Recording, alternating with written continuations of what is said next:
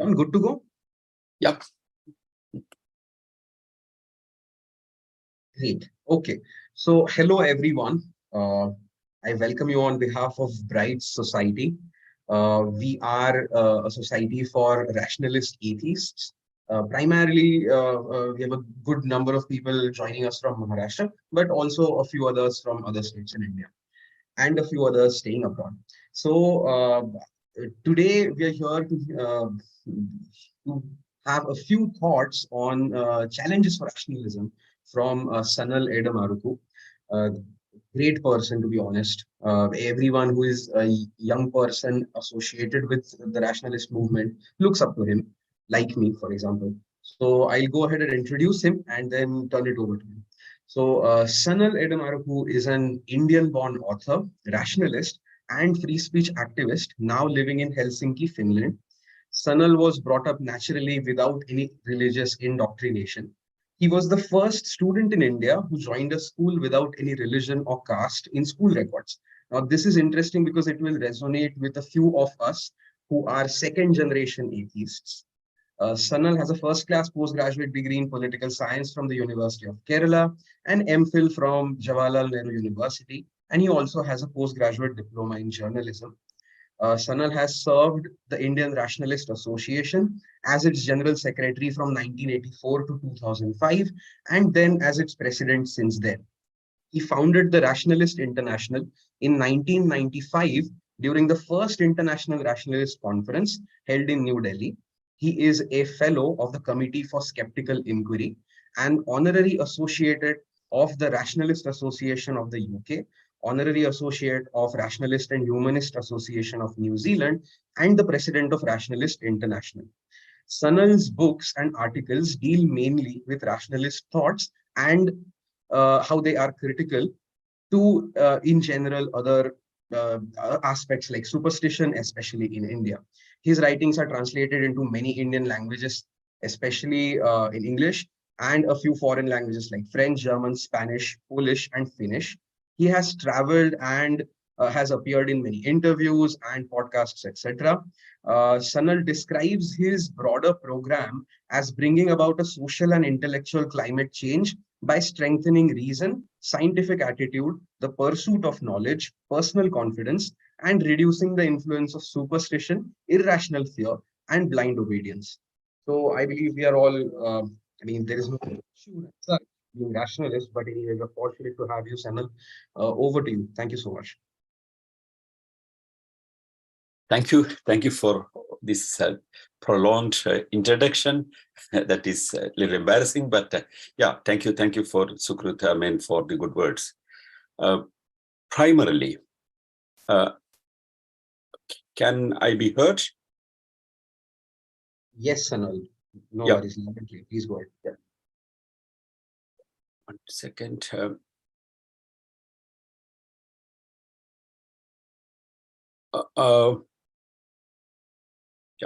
1 second.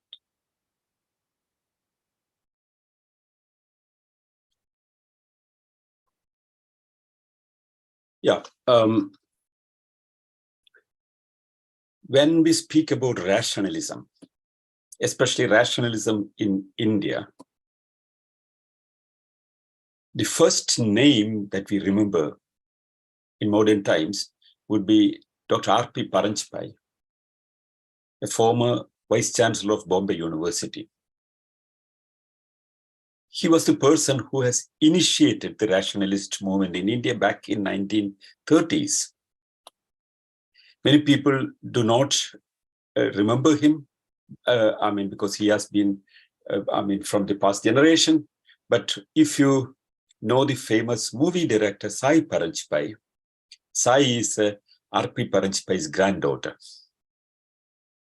So just to have a connection with Mumbai, back in 1930s, there was a movement.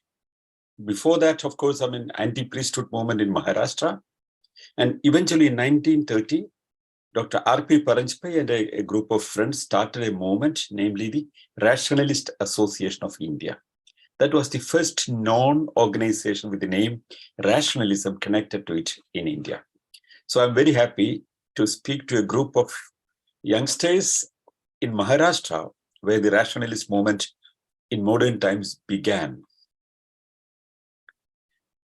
Paranjpai did not remain very active immediately after 1930s because he has been in other responsibilities. He has been the Vice Chancellor of Bombay University, then he was High Commissioner of India in Australia.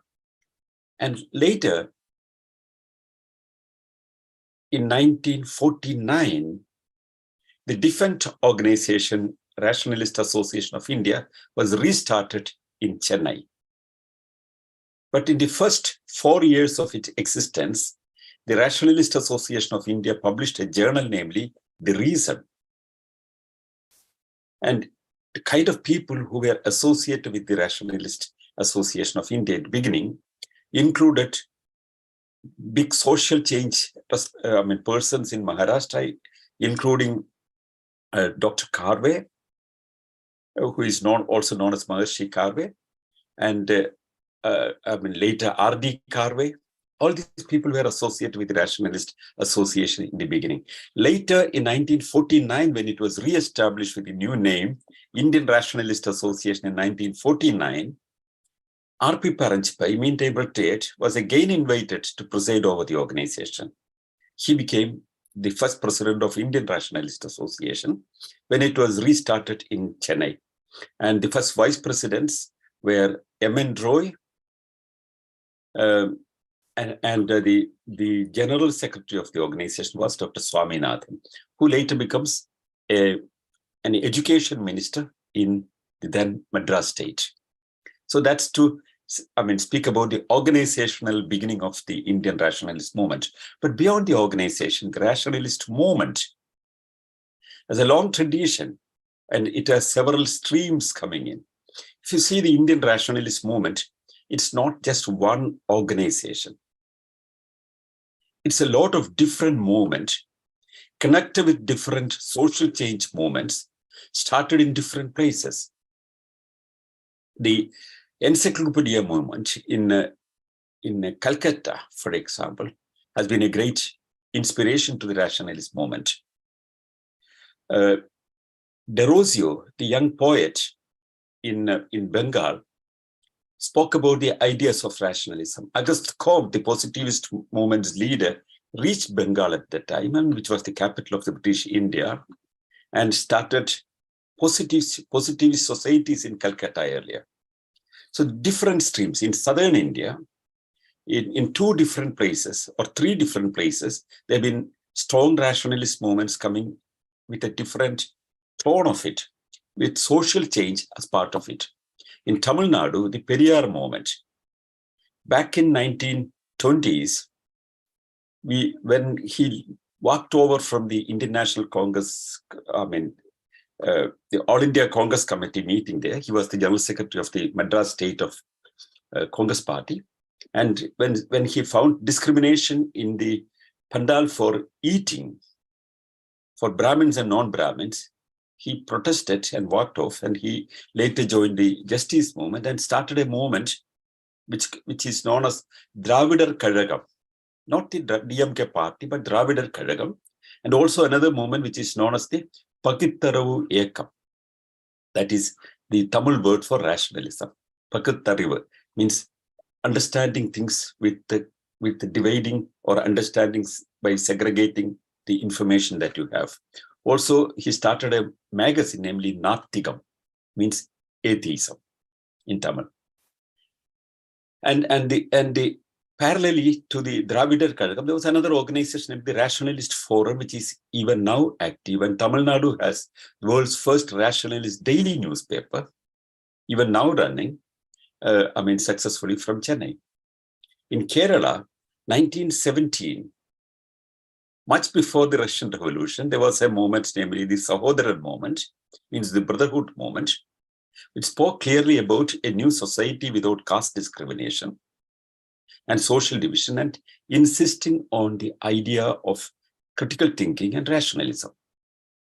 That was led by a social activist, namely Ayyappan, Sahodaran Ayyappan, that's what he is known as. Later he becomes, he enters in politics, and he becomes the education minister in Kerala also, and introduce the present Special Marriage Act in India that was first introduced in Travancore, Cochin state by a rationalist who founded the Kerala's rationalist movement, which was later taken nationally by Nehru and became part of if you want to marry without religion, you can go to a sub-registrar's office or registrar's office and get your marriage registered. That was an initiative by a Kerala rationalist when he was a minister. That movement started in 1917. 1921, there was a 28, there was a rationalist magazine from Kerala, which is known as Yuktivadi. So this was all coming from different places. In Andhra Pradesh, there were two major persons. One was Kandukuri Veerasalingam, and the other was Gora. Gora was an associate of Gandhi. See, look at different streams. Tamil Nadu, there was an priesthood movement, but very closely critic of Gandhi. In Andhra Pradesh, very closely associated with Gandhi. Another movement was a follower of Gandhi and who tried to debate and dialogue with Gandhi about the idea of God. Navajivan Publications have published a book, namely An Atheist with Gandhi. That was a dialogue between Gora and Gandhi, who was staying in Vartha Ashram and argued with Gandhi about the idea of God. And Gandhi's own publishing company, the trust, published this book. So he has started an atheist center in Andhra Pradesh.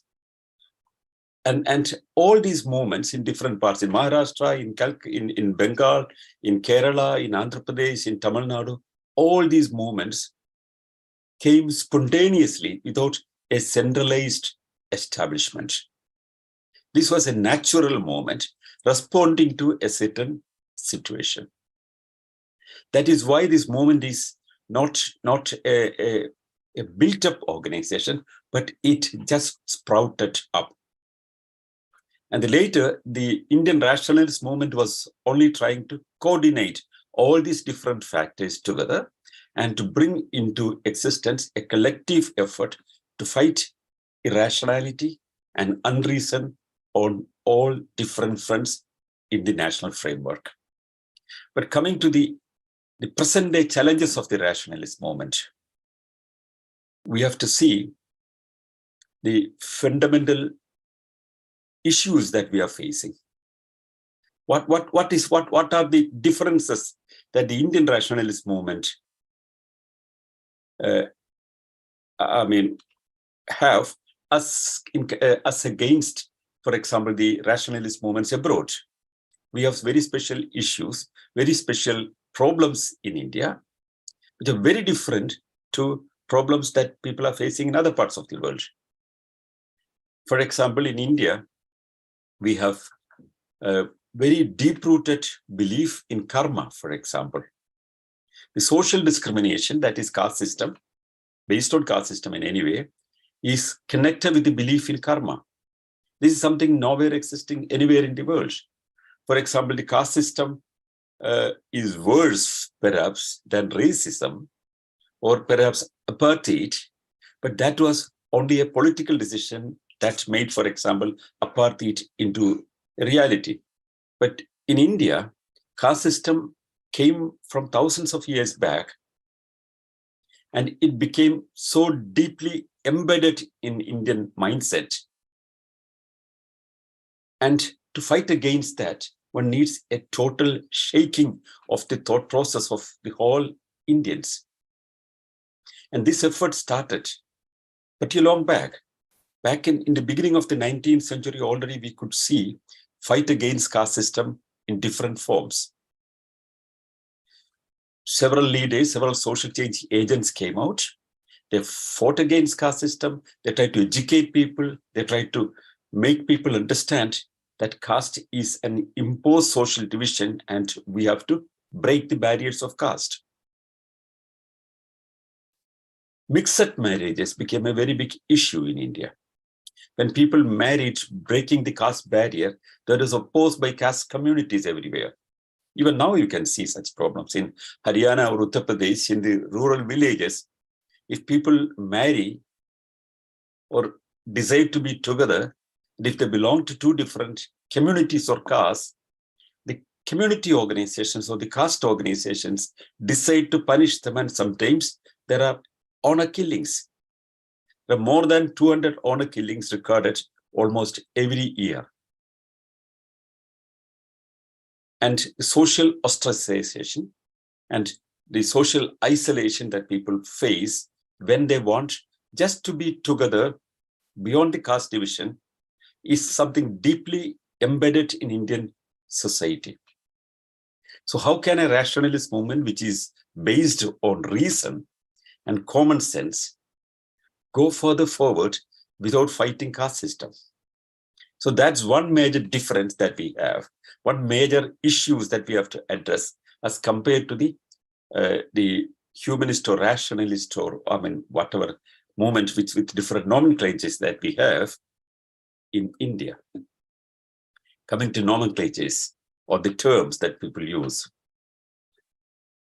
The rationalists in India or anywhere in the world are known with different names, with different social situations, different historical backgrounds. People have different organizations or different focus of their activities. Some people call their organization brides.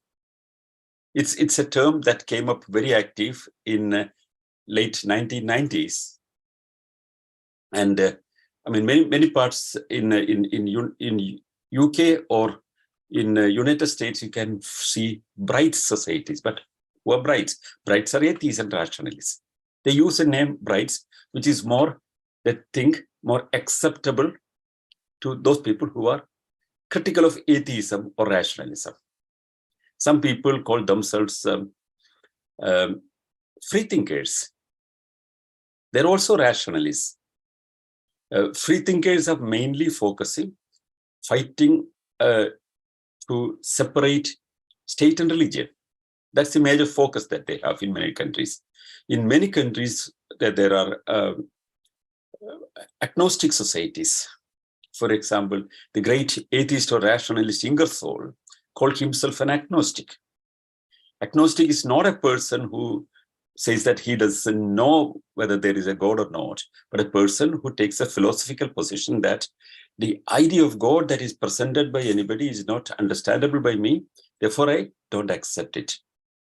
And well, one is open for that, one is open. So the first name for an atheist was clearly agnostic. The philosophical position could be agnostic. Most of them are clearly rationalists only.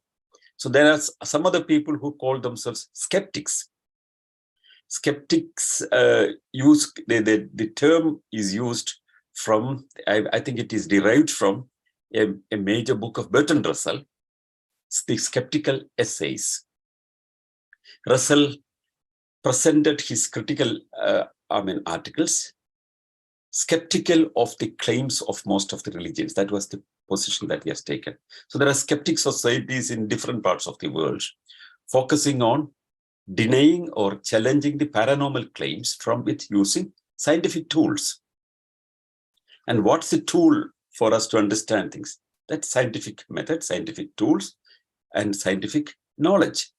So that is focused by the skeptic movement.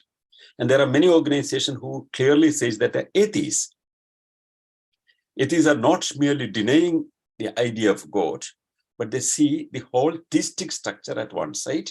They take a different position, denying the theistic framework and take a non-theistic position. So primarily what we have to understand is there is a huge division or a fence that makes the people who stand for reason at one side and people who do not care for reason or scientific attitude on the other side. So people who care for reason have different names. Some call themselves atheists, some call themselves rationalists, some call themselves skeptics, some agnostics, some brides. But at the end of the day, all of us have one position. We stand for reason, we stand for common sense, we stand for the dignity of the individual against any kind of oppressive ideas that comes from the side of blind belief. So this big fence is something I always consider very important, and I consider all those people on this side of the fence, on the side of science, scientific attitude, common sense, and reason as one movement, whatever name or whatever nomenclature is that we use. So the atheists, the brights, the rationalists, the skeptics, the humanists, the freethinkers, the agnostics are all one and the same with different focuses or different history or just different names. With that primary understanding, I'm trying to address the major challenges this big movement. For convenience, I call it a rationalist movement because it's all embracing all these moments. So when I say rationalist, I also mean atheist. I also mean the bright. I also mean the humanist. I also mean the freethinker. I also mean the skeptic. And I'm speaking jointly about this moment that is on the side of reason. What are the problems? What are the issues that the rationalists of India are facing? Let's take it one by one. There is a huge superstition industry active in India. Perhaps as compared to any other part of the world, we have a very big superstition industry. The Frontline magazine sometime back, I think 3-4 years back, they had a cover story about the Indian superstition industry. And they've estimated it around a $3 billion worth industry in terms of money it generates. What does it mean? Where it starts from? For example, you know that on Saturdays, on many homes, you see a little thread with the two chilies, green chilies, and a little lime on it. And it's to ward off Shani Maharaj, the Saturn, the obstacle creator. Look at any house in the urban cities in Delhi or Mumbai, hundreds and hundreds of houses. In every block you can see with these single thread with the two chilies and one, what you call this, lemon. Looks very simple. Looks like a very small superstition that they believe in some kind of a bad spirit attacking them on Saturdays, and that's to be protected from. But just understand what it does mean. Every day, every Friday, when I was living in Delhi, I mean, there was an estimation about that. Around 180 trucks are driving in with lime and chilies made in rural villages. They are distributed. Just imagine that. This little lemon and chilies that is hanging in front of some apartments, maybe per unit would cost 25 rupees or 10 rupees, whatever it is. But it's just, something costing for 1 or 2 rupees. And when it is finally sold to you, almost forced, it's a huge industry. Somebody is producing this. Somebody is transporting this with trucks, and it's distributed in abundant little channels and reaching your home as a small superstition, as a symbol of your blind faith on something which is not explainable by you. And that's an industry where somebody is minting money out of that. But are we worried about somebody making money? No, that's not our issue. If there is any product that is sellable, superstition or not, if there are people who wants to buy it, people will produce it. Why do people buy it? Because they have a fear. The fear is used as a marketing thing, but starting from this small little superstition, going upwards, there are many things that are marketed by using your blind faith. The big gurudams, the centers of power and wealth can be symbolized with one small example of one God man who lived and died in Andhra Pradesh, whose name is Satya Sai Baba. Not Shirdi Sai Baba, which is very popular in Maharashtra, but a person who claimed as an incarnation of Shirdi Sai Baba, who lived in Andhra Pradesh with a very puffy hair, black hair. And this person, he's no more now. He was the son of a local magician, started doing little tricks when the age of 12. But later, when his biography was published, when they decided to project him as a godman to live on the blind faith of people, a story was created that was sold. The story says as follows. The father and mother of Satya Sai Baba, they were sitting on the veranda of their house, and suddenly from the picture of Vishnu, which was on the wall, came down a blue ball, which was glittering, and it rolled and entered the body of the mother. Then she was conceived, and that was Sai Baba. I mean, all this kind of magical birth is part of the faith system everywhere. And anyway, I will come to that. But anyway, this kind of stories were told to people, and a lot of people started believing it. Stories were abundant, and they were produced in the process of building up Satya Sai Baba. And in 1970s, when he was challenged seriously by the rationalists, just to understand only the kind of frame that he has, he already was one of the most powerful holy men in India. Abraham Kaur, one famous rationalist who was from India, who migrated to Sri Lanka and lived there and kept on visiting India every year, giving lectures, challenged Satya Sai Baba. Challenged him to prove his magical feats in fraud-proof conditions. Sai Baba did some very small things, and that could convince people. He just moved his hand when disciples were there, and came holy ash. Holy ash is what?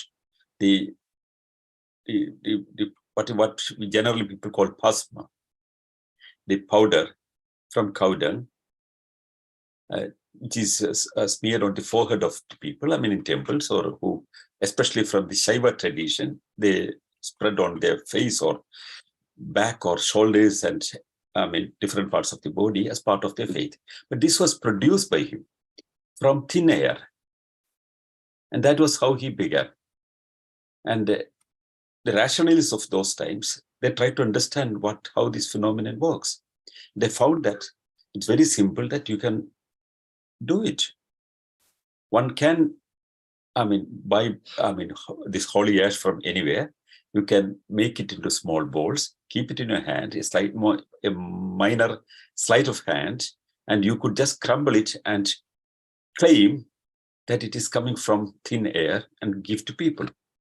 And not only that, Kaur explained this, but he demonstrated in huge public meetings how this is made. But that was the trademark miracle of Satya Sai Baba. But okay, one makes a small magical claim and win a lot of people. What is our problem with that? The problem was very simple. That was a time, 1960s, when Satya Sai Baba started his empire or building up his empire. That was a time,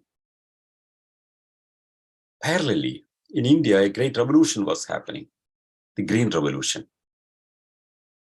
As you all know, this is a very important, the phenomenon of Satya Sai Baba is something very important to understand the big challenges that the rationalist movement has. 1960s, India and many other parts of the world where Green Revolution happened, a classical economic principle that was existing beforehand was rejected by sheer success of science. Adam Smith, for example, he predicted that when population grows, there'll be famine and hunger, and there'll be collapse of the whole system.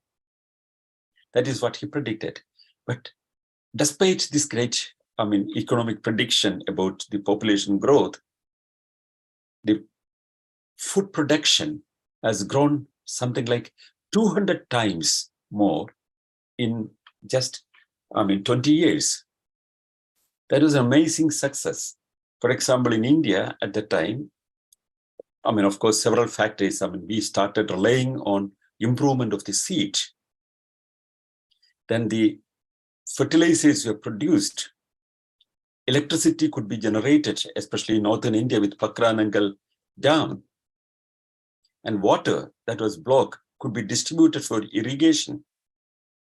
And parallelly to it, there was a highway, and that could distribute the grains that produced. A big change was happening in India in 1960s. Dr. Swaminathan, one of the major initiators of this green revolution, later earmark this period, the beginning of 1960s, is the greatest revolution that happened in the history of India, which he called the Green Revolution. Food production, India before 1960s could not feed the people. Our population was, 1/3 of what we have now. Still, we could not feed the people. We were waiting for ships to come from United States under PL40 package to get our grains. Now India has excess food stock. All over the world, this revolution was happening in different forms. The whole global population, we have grains in the world now, which is much more than our requirement. If you calculate what would be the global population in 2050 and what kind of food grains that we require by 2050, that's what we are producing now. It's a huge revolution. The only problem is there is problem of distribution of these grains. It's not stored properly, especially in places like Africa. There is no warehousing that could actually use the production. But on the whole, the food production has grown up enormously, which became a very big success of scientific ideas implemented in the production system. And 1960s transformed a lot of things. The food production has gone up. The technology has been coming in very, very big way in the field of communication. The telephone systems started spreading properly. Televisions came.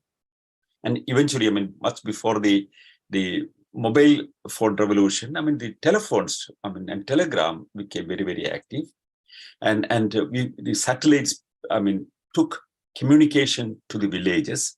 So it was a huge scientific success that we attained in 1960s. And it was at the same time, there were two holy men emerging in India on the other side. One was Maharishi Mahesh Yogi, and the other was Satya Sai Baba. Mahesh Yogi started selling his idea in different parts of India initially. He said, by meditation, one could attain great things. He trademarked a special kind of meditation, which he called transcendental meditation, TM. And he claimed that with this meditation, people could levitate. And what would it give to you? Global peace. This is what he claimed. But there was no global peace coming anyway, especially for India. After this global peace movement of meditation started, India had two wars very soon, 1962 with China and 64 with Pakistan. It's not connected with that this way or that way, but this, just to show the fallacy of this idea. But this movement of Mahesh Yogi got out of India and got a big currency. India was known at that time the country of holy men and flying fakirs. Mahesh Yogi has gone to Europe. He established a center in the Netherlands, and he got disciples from all across the world, including some of the Beatles. He got a huge support and currency in the public eye. On the other side, within India, Satya Sai Baba becomes powerful. He shows his trademark magic of producing holy ash for the poor people, of course. And for other people, I mean, from the rich and famous, he would have golden watches or, I mean, golden coins produced, all simple sleight of hand, which anybody who knows the basics of magic can simply do. But at that time, we could not prove it because the cameras, the television cameras were not available. Later, when television cameras came, this could just be seen with slow motion how he's doing. He was just picking up things and, I mean, claiming that he was producing. But he got huge support at that time. Sai Baba was challenged by the rationalists. Focusing on this point, at one side, we have great success in science and technology. At one side, India can cope with any part of the world with its success in science and technology and its application. And the major application that we have seen was the production of food grains, agriculture, irrigation, seed management, seed development. And that was a great revolution. But on the other side, we have other movements like, I mean, superstition empire, which is running on the other side. So the little, the seller who brings the nimbu and mirchi for your home is the last end of a big chain of producing of all the superstition instruments at one side. And people like Satya Sai Baba or Mahesh Yogi were building up a different kind of empire again with superstition. And later, if you know what Satya Sai Baba could gain out of this superstition empire, when he died, of course, he predicted that he would die at the age of 96, but he died in his 80s. He had a lot of ailments. When he died, there was, there was a trust that he owned. That's the correct word. He claimed that he was the God himself. He created the universe and he protected it and he could destroy it also. A lot of people believed it. And when he died, his properties were assessed. And on his bedroom, there were shelves and shelves full of currencies. And under his bed, there were golden bars concealed. In fact, I mean, his wealth was well known before that also. He has an airport for his flights of people, for people who visit his place. There's a railway station dedicated to him. There's a post office there. There's a cricket stadium for him to see cricket. And topmost cricket players went there to perform with the sole viewer, Satya Sai Baba. He was a super rich man. Was his money all coming from this, the government business? Or was it the black money of some politicians? It's still disputed by many people. But he had billions worth money raised with this superstition empire, with his claim that he was the creator of the universe. And he made it convincing to people by showing sleight of hand. So this is one set of people. But not only Satya Sai Baba, we have a lot of other people like that, who some people do miracle or perform miracles. Some people say that they don't have miracles. Some people started with miracles and evolved as philanthropists.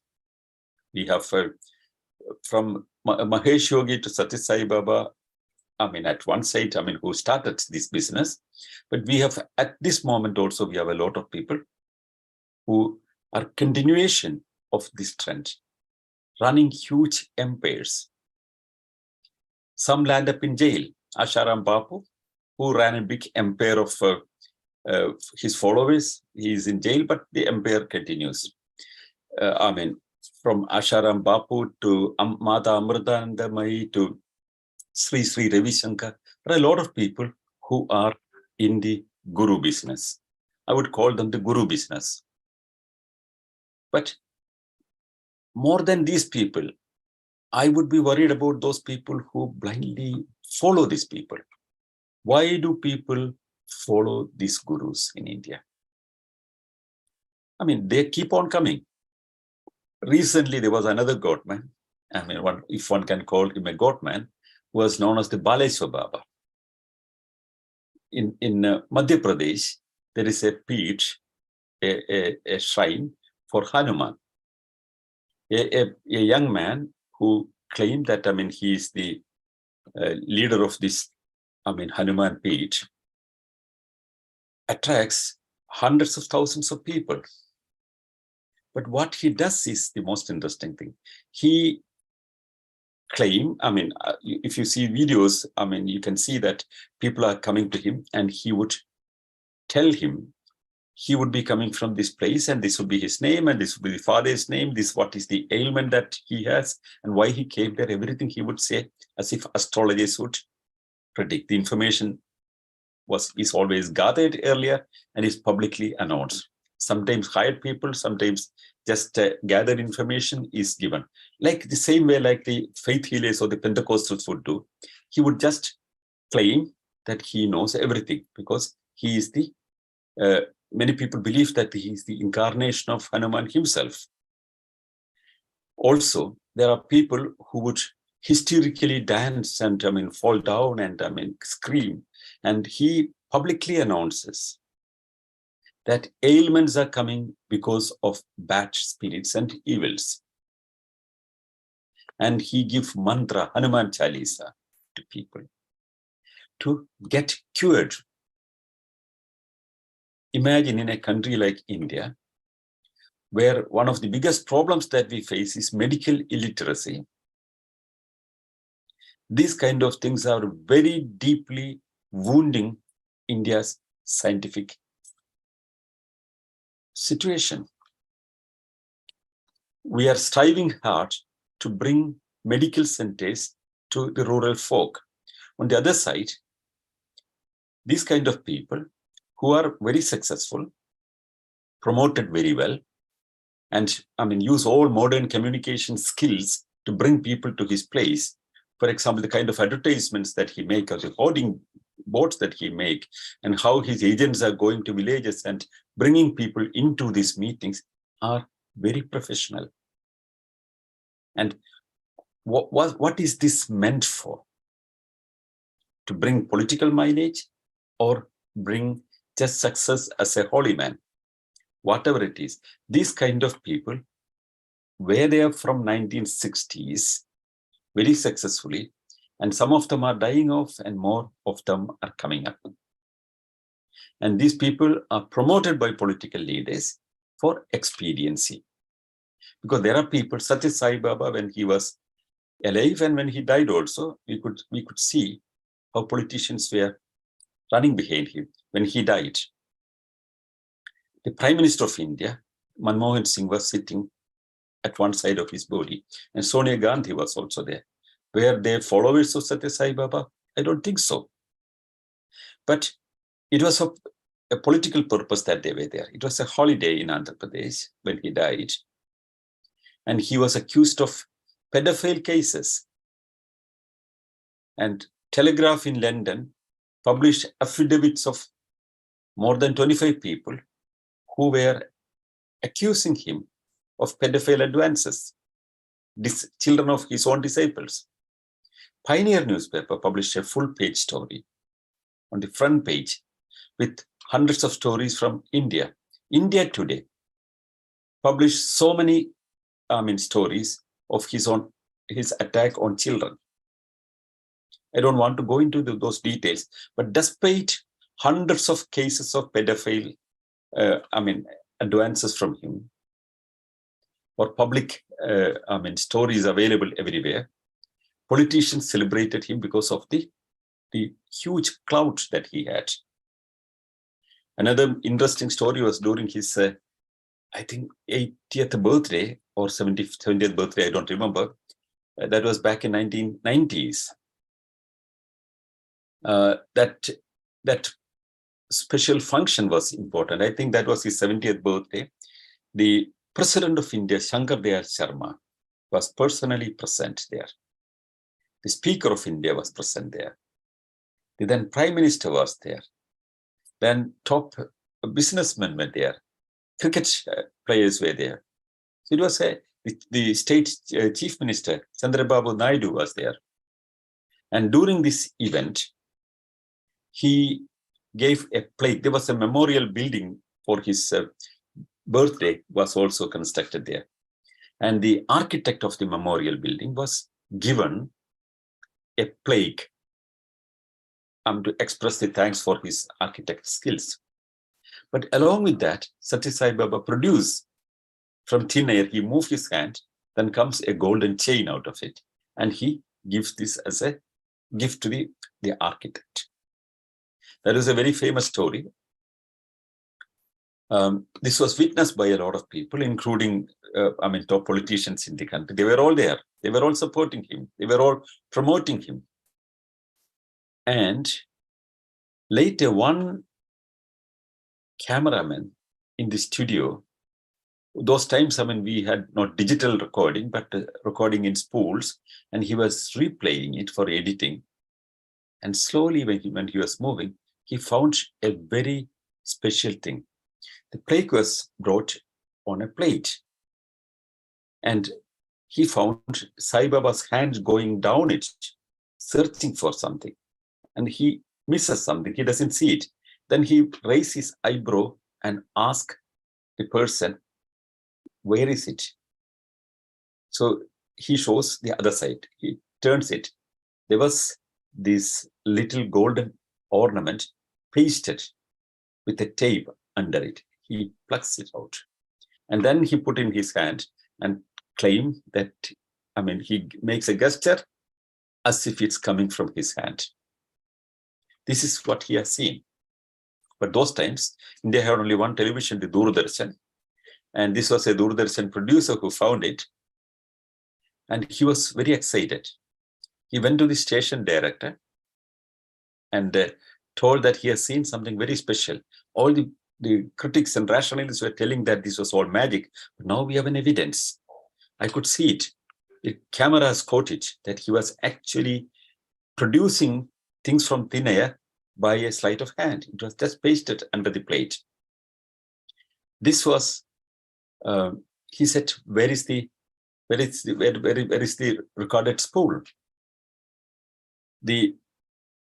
When the station director asked for the original of it, this gentleman who was in possession of this, the cameraman, he suddenly had a fear that probably if it is lost, he made a quick DVD copy of it. A quick copy of it, and put that copy in the toilet and gave the original to the station director. He wanted to check it and to show the next day to expose.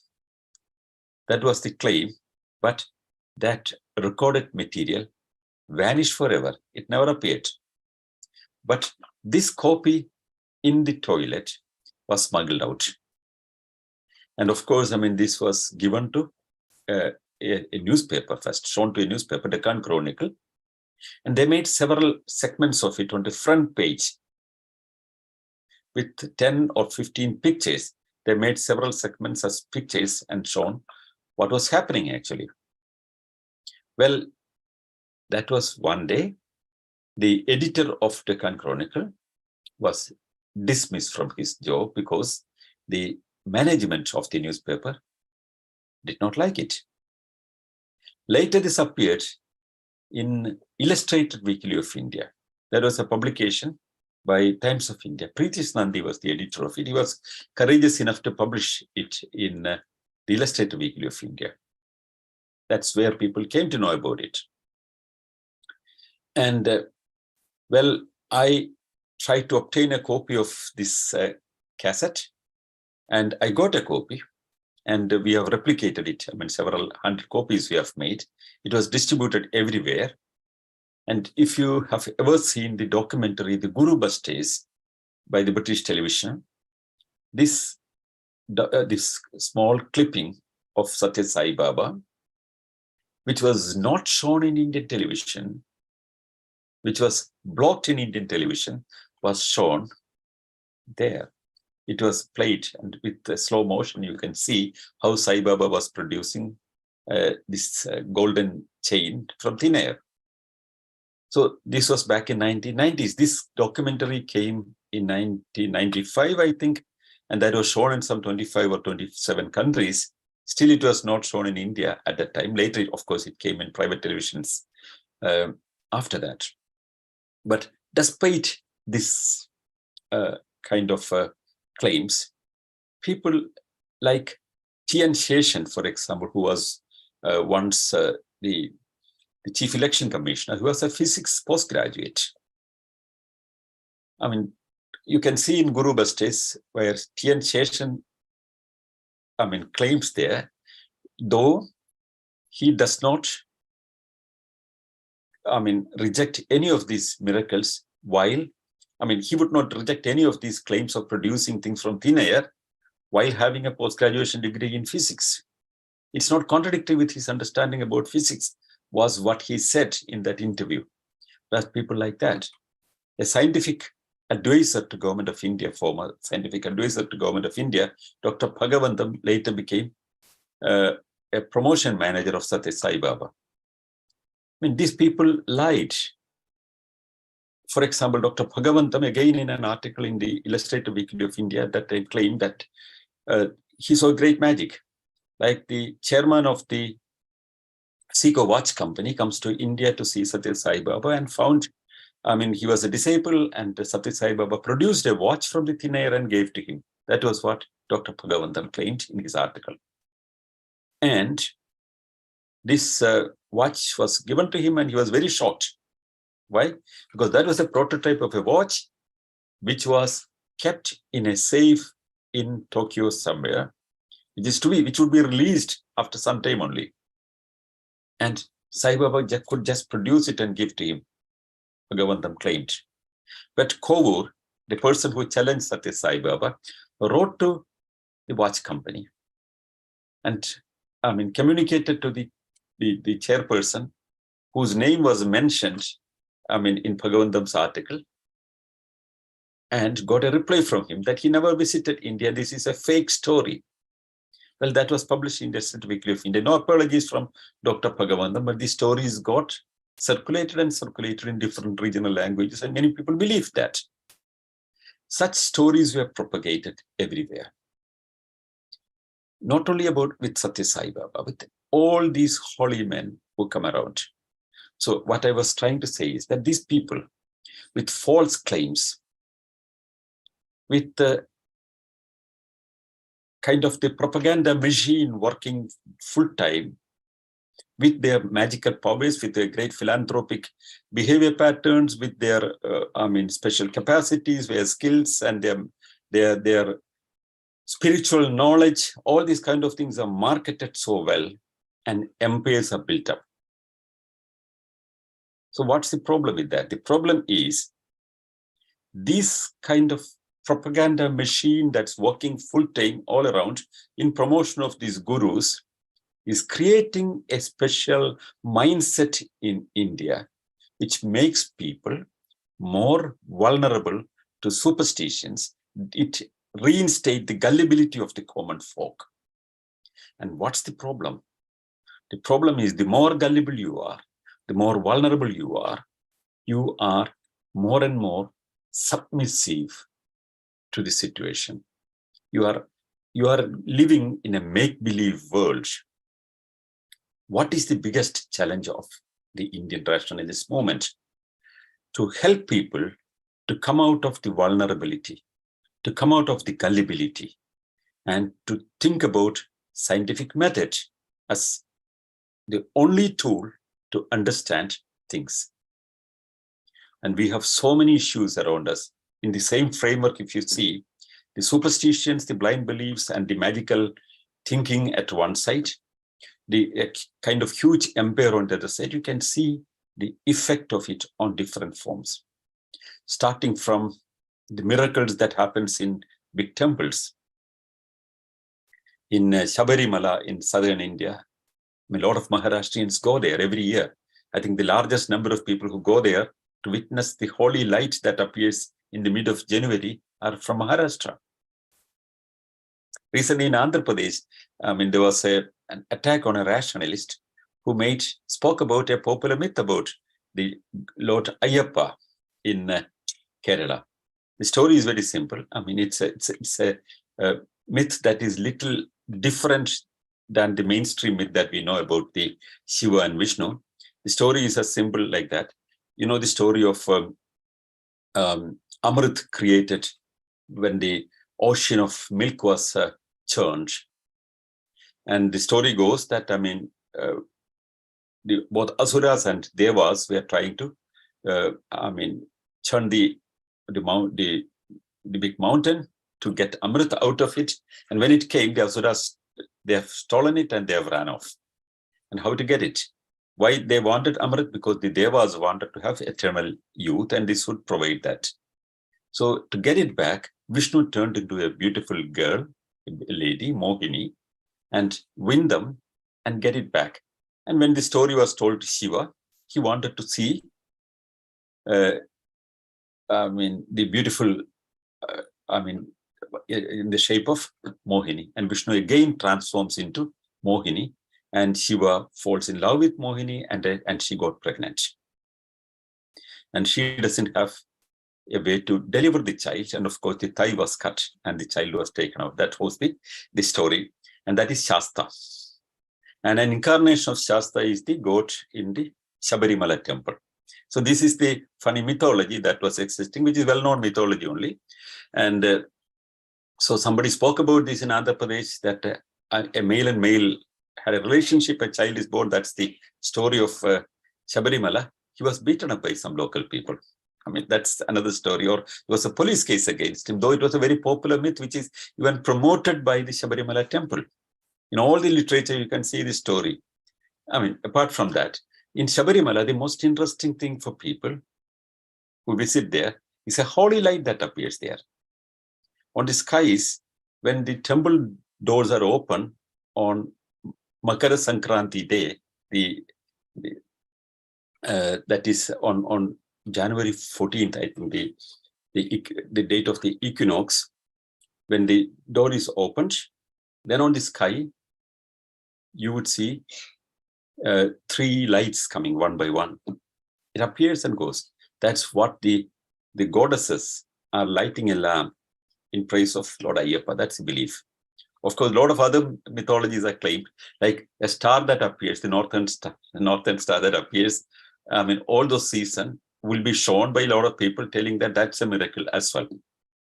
Like the Muslims would say that moon is a miracle, the star is shown as a miracle also. But this light that appears, really it appears. And back in 1970s, the rationalists of Kerala found the source of this light. There's a hill on the other side of the Shabarimala temple, which is known as Ponnambalamed. And there was some board of Kerala sends people there to make big fires.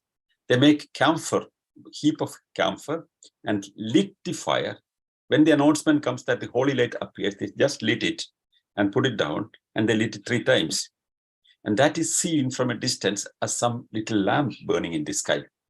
This is an artificially made one to promote pilgrimage, because the money collected goes to the Devasam Board, which runs a lot of institutions, and that's a money, Devasam Board is under the control of the state government.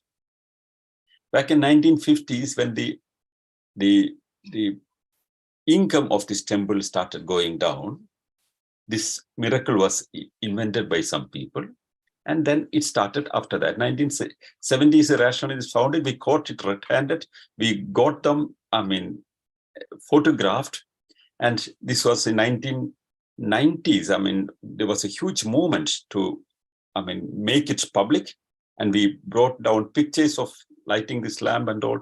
And also the Kerala, I was leading a Ponnambalamed march at that time, I remember that. And the then Chief Minister of Kerala had to publicly admit that it is done by the Devasam Board because the believers want it. Well, that's fine. But still many people believe it. This kind of miracle is still believed as a holy thing. And people go to Shabarimala to witness this holy light.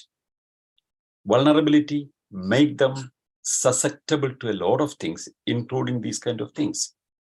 In their day-to-day life, instead of taking life seriously, instead of addressing our problems, one relies upon this kind of blind faith. That prayer does not give anything, only work and planning and effective implementation of your plans would give success. People believe in these kind of things. So getting our people in India to come out from the clutches of this blind faith, this vulnerability, this kind of submission to all these kind of superstitions, an important task. We have a lot of superstitions all around, starting from the medical superstitions. Still, many people believe, for example, I don't know, anywhere in the world there are homeopathic colleges. In India, we have homeopathic colleges. There are, absurd medical claims are substantiated by even political authorities. We have a ministry in India, Ayush, which is promotion of 3-4, medical in quotation, false medical claims.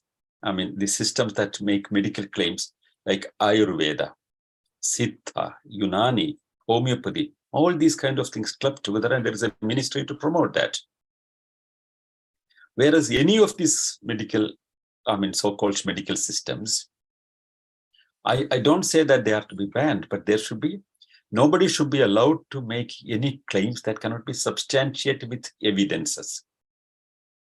A society with such a huge population cannot be served with medicines that cannot be substantiated with evidences.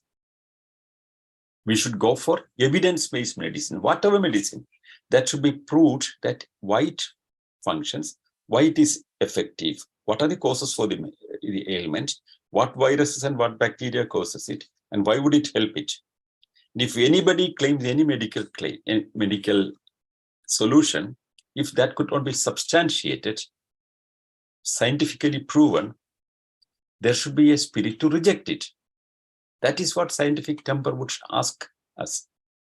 But instead, that's promoted. But why would governments promote such things? Because that people would want it.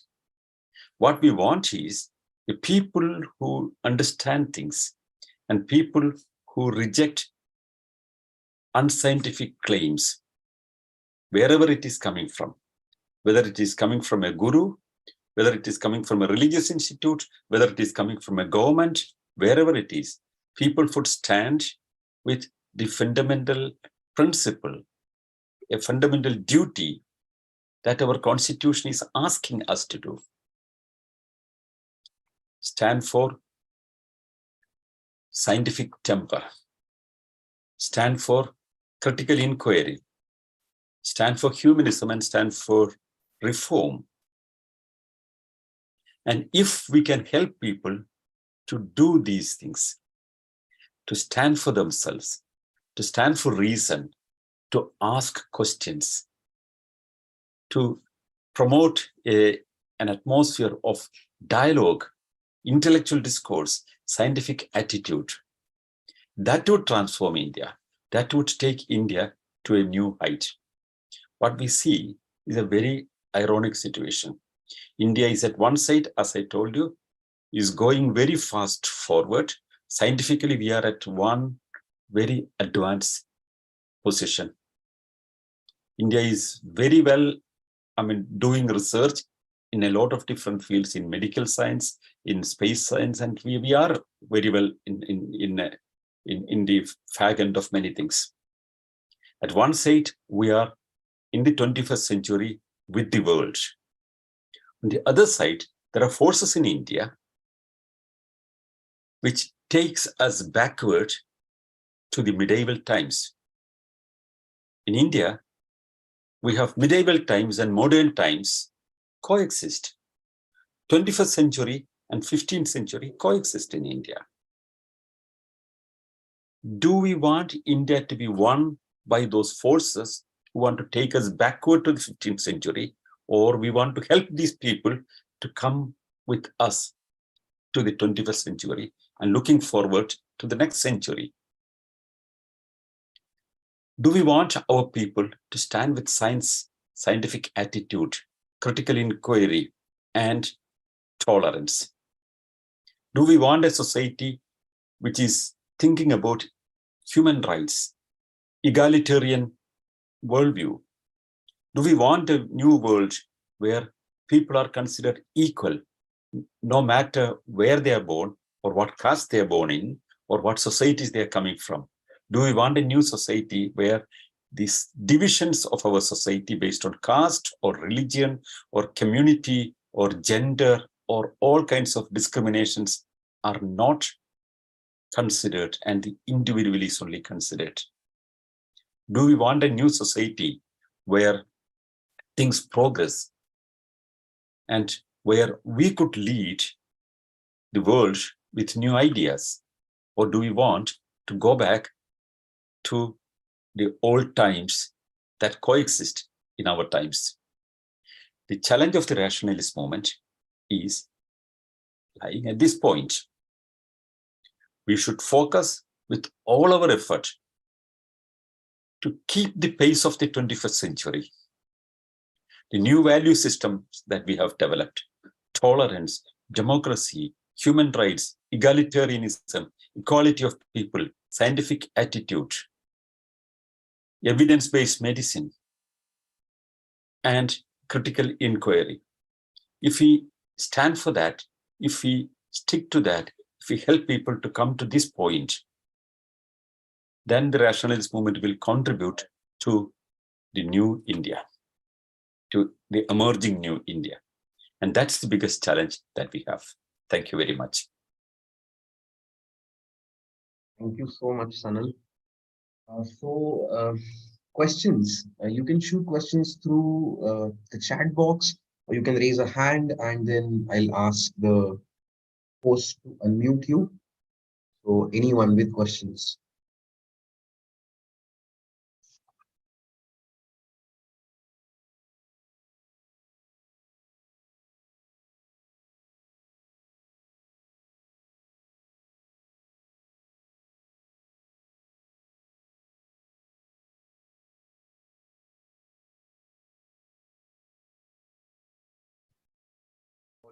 Well, I don't see any. So I have a question, and I'd like to explain it a bit before I go into the nitty-gritty details. So, to be honest, I hear it quite often, right? Like, there is a sense in which inequality is pervasive, and then everyone has some kind of problems, insecurities, uh, and some psychological issues, so on and so forth.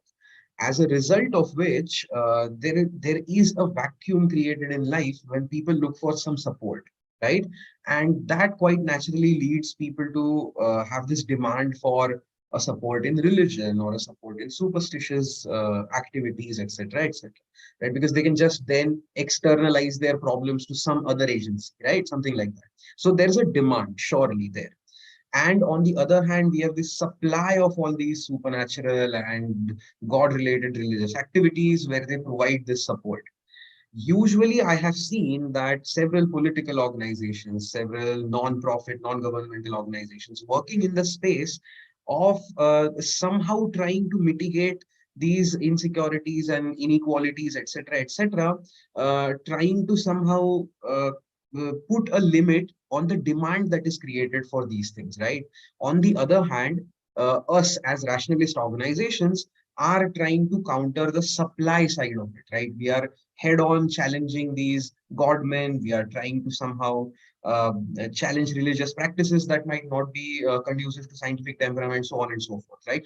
So, what I would like to know is can there be some kind of a concerted effort, let's say, where these supply and demand sides, the people who are fighting specifically on the either sides of the spectrum, can somehow collaborate and then find a middle ground to work with, right? Because the actions that these demand people, people opposing the demand side, tend to be quite political in nature, to be very honest, right? People fighting inequalities, etc., etc. While on the other hand, people fighting supply tend to run. into problems with the law quite often, which I believe you have a first-hand experience with. So how to somehow find a common ground?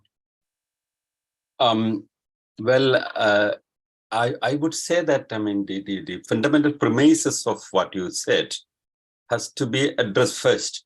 The primary idea that you have, or what you expressed, was that if there is if people feel insecure, that's a general idea most of us have generally. If people are insecure, people have problems, if there are injustices in the society, they're looking for some kind of a solution, some kind of a helping hand. And when they don't find a helping hand, they would go for supernatural forces. Well, that's one way of seeing it, but that is also another side of it. In such situations, normally people go for for a god, for example, for a supernatural power, and they think that, I mean, a help would come from them. So there is a big change in India from the gods. There are more people in India who believe in godmen than in real God, because the idea of God, for example, that's another interesting part of our understanding. Probably we should have. If in Hindu faith there is no God, like for example, the Semitic religions would focus upon.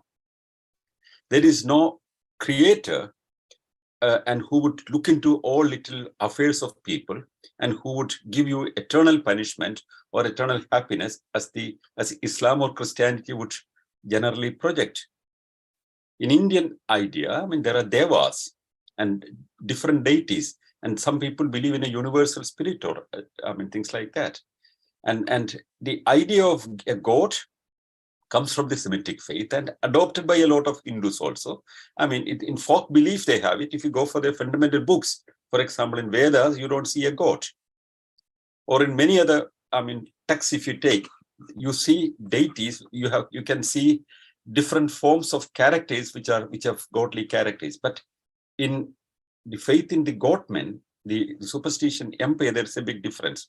These gods, or the god of Semitic faith, you are praying and praying and there is no response from the other side. Here is a man, a god man, or a holy man, who would claim that he is the gateway between the supernatural and you.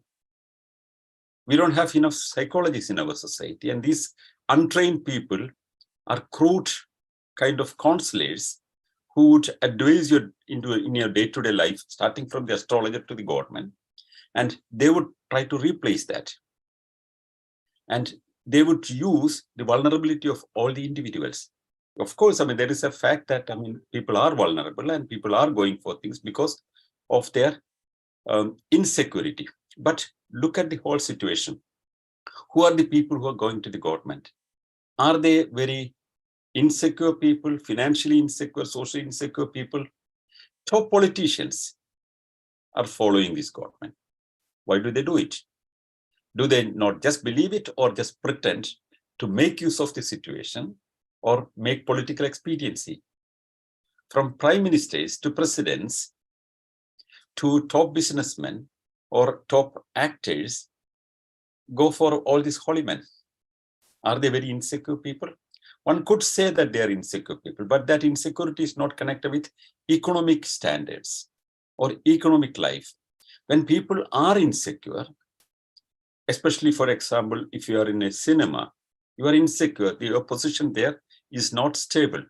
If you are a successful businessman, you feel that you are insecure. So anybody who is insecure would look for something to lean upon. So they are normally vulnerable people. Insecure people would go for it, but in general, the society is not that insecure. They have their life. Their life is going on. They have families. They have a normal life. The insecurity is coming only in insecure life situations. When, for example, in India, a large middle class is emerging, who are not that insecure. The buying power of the Indian middle class is larger than the American population. The people in the poor sector, I mean, are not too much worried about these kind of things. They are not going into these people. the middle class is going. They are not the very insecure people. But there is another problem. The shift of change, it's too fast. So there are many factors working. I mean, this is argued by, sociologists in different forms. But if the whole world, there are people who are insecure are going to this kind of people, then this should be a universal phenomenon. Why in many countries, people are not believing in all these kind of things? Why in Scandinavia, people are not going into any kind of superstitions, like at least in India? Why in Japan, they're not going in? Why in, of course, these are rich countries, but take Czech Republic, which is not that a rich country. Take Estonia, which is not that rich a country, but 80% of the population do not believe in any kind of superstitions or gods. Why is it so? I think clearly scientific temper and scientific attitude is not directly connected to your economic status or the social insecurity. It's a kind of communication, the people's willingness to accept this kind of attitude. There is something that holds us. There is a blockage that we have to take out. That blockage is your own inhibition to accept scientific attitude. It can have several problems. Of course, insecurity can be one problem, but there can be other problems also. The openness is somewhere blocked. The critical mindset is somewhere blocked. And it has to be opened up. Start from the schools. Or when schools fail to do it, we have to start in the communities. It's a big task, but there is no single solution or single answer for this problem. It's a very complicated situation, but we have to address it at every stage. I don't think we cannot make a middle path to go along with both and make a easy solution. It's a very complicated situation. We have to, at one way, we have to promote scientific attitude and critical inquiry. We have to inculcate scientific attitude in our children, not science. Science is something and scientific attitude something. Ask children to ask questions, not suppress things, but ask questions. India has a great tradition of asking questions and going up with things. Like the whole Upanishad period is raising questions and dialogue. Dialogue is not promoted. Critical inquiry is not promoted. That's what is required to change the whole mindset of Indian people. And there we have to take an initiative. Of course, challenging these gurus and godmen is one thing that's at one-tenth of the whole struggle. The whole idea is promoting critical attitude, promoting scientific mindset, and helping people to reject what they think not acceptable. That's a huge effort. Thank you. Thank you very much. Thank you so much, Sanal. We have Ratish. Ratish, I'm going to unmute you. Please go ahead, ask your question. Hi, good afternoon. Hi, sir, good afternoon. Good afternoon. Sir, in early 90s and 20s, we could see so many agitation against these godmans, gurus, and babas. But at the current situation, such movements are very rare. Even you can take it in the south, Mother and the Mai Jaggi was going the empire like anything. So my question is it because of the political situation, current political situation in India, or anything else? Such moments are very rare. Even the social media also, people are not coming up with such challenging and question. Is it because of current political situation in India? That's my question, or anything else? Ratish, it's easy to put things like that, but let's see the situation. Satya Sai Baba was emerging when Nehru government was existing. 1960s. Nehru died in 1964 only. His emergence was there. He was very powerful during a very different kind of political situation. And nobody could challenge Satya Sai Baba at that time. And what we criticized against Satya Sai Baba was not in the mainstream media at that time. It was not even seen at the mainstream media. But over the years, people got courage. When the communication system developed, we could bring more and more to the public eye. It was difficult at that time. Mada Amrandamai, when did she develop her movement? If you see that, she was making a lot of magical claims in her all earlier biographies, we could see a lot of miracles and magics. Nowadays, she's presenting herself as a kind of an educationist or a philanthropist and a different kind of person. But the earlier part of Mata Amritanandamayi was clearly promoting all these kind of miracle stories. Another interesting factor is, except these Baleshwar Baba and all these kind of people in Madhya Pradesh and all, I mean, see, for example, Sri Sri Ravi Shankar, he is trying to sell the Sudarshana Kriya, but he's not claiming any miracle. What is this? I mean, Gottman, I forget his name, Jaggi Vasudev is his other name. I mean, he's also not claiming any miracle nowadays. People are afraid to make miracle claims now because the modern technology does not allow them to be very successful with such things, because cameras can catch sleights of hands. People are, I mean, challenged. People are, I mean, publicly examined. There are very clear, I mean, public opinion coming out against all these people, but they are not seen very much because we see their predominance because of political support. But all of them, during all their regimes, got political support. For example, Satya Sai Baba got political support, Mada Amritanandamayi got political support, or Asharam Bapu. I have photographs of him with several prime ministers. All these people, sometimes later they end up, these politicians will leave them behind, but they all got political patronage and support.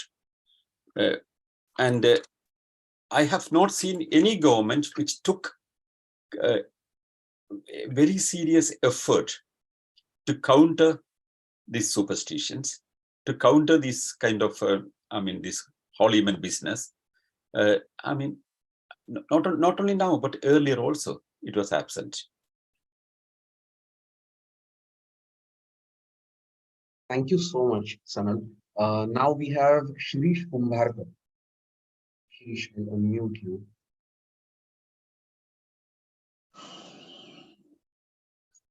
Hello. Hi, Yeah. please go ahead. So, is there gender-based analysis of rational people available? Second question is why there are few female rationalists and what needs to be done to increase the number? Yeah, that's an interesting question. The whole society in India, if you take any moment, the politics, the business, everywhere, there is a predominance of men now, because the society is predominantly influenced by a male-dominated structure. That has to change, and it has to come everywhere. I mean, right from professions, I mean, right, the gender discrimination and gender bias is there, and less women are coming out to take out, take social life, social activism seriously. So there are very, active rationalists who are female, women also. But I would say that more women, or without gender, there should be a lot of people coming out in politics, in rationalism, everywhere they should come forward. There is, the whole society is reflected in the rationalist movement also. But in principle, the rationalist movement is very clearly standing for equality of all genders, or we are against discrimination based on gender. Thank you. Thank you, Shirish and Sanal. Any other questions? So, human being, I believe this is Salil. So I'll read out his question. It's what's the road ahead, Sanal? I would say that, we have to, our kind of movement has a big role to play, and how that can be articulated is something we have to discuss at different levels. The general idea that I have is creating public opinion is a very important thing that we have to take forward, because public opinion matters. It would influence politics. It would influence policy making. Because the only way that we can influence policy making and the only way we can influence political decisions is by creating public opinion. In a democracy, if more and more people and people who matter speak for reason and common sense, and they articulate it, and that will be heard, and that will have an influence. And we have to reach out people, and we have to, influence policies. That is one important thing, influencing policies. And second thing should be, we should go into public education at different levels, not only the schooling that is going on. See, schooling can be influenced by influencing the curriculum content. And how do we influence curriculum content? Again, speak about it. Write articles, articulate through your public way of communication. Opinion making can influence things. Don't be afraid to speak out, because every opinion matters. Every opinion will finally lead to policy changes and policy making. That's the only way things can be influenced.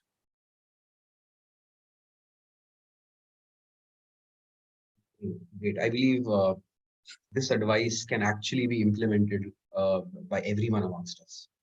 So it's great advice. Any other questions?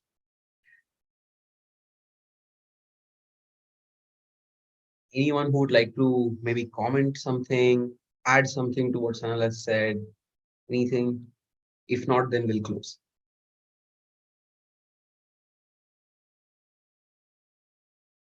All right. I don't see any hands. Sanal, thank you so much for accepting the request to speak for Brights.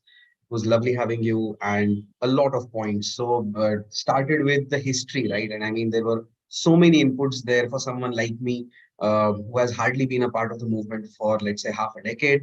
So a lot of pointers there for me to read a lot of things, right? So thank you so much for that. And then the approach and everything else. Thank you so much. It was great having you. Bye-bye. And I hope you have a Thank you, great Sunday. Thank you, yeah. Thank you, everybody who attended, and we will see again in some other meeting somewhere.